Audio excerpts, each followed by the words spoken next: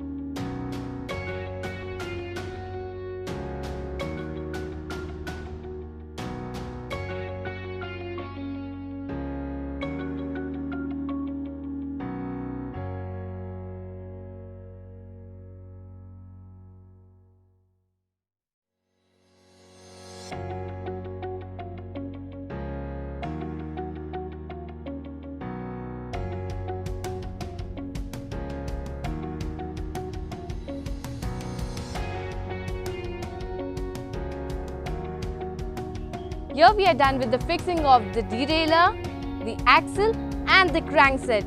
Hope to see you soon. Stay tuned.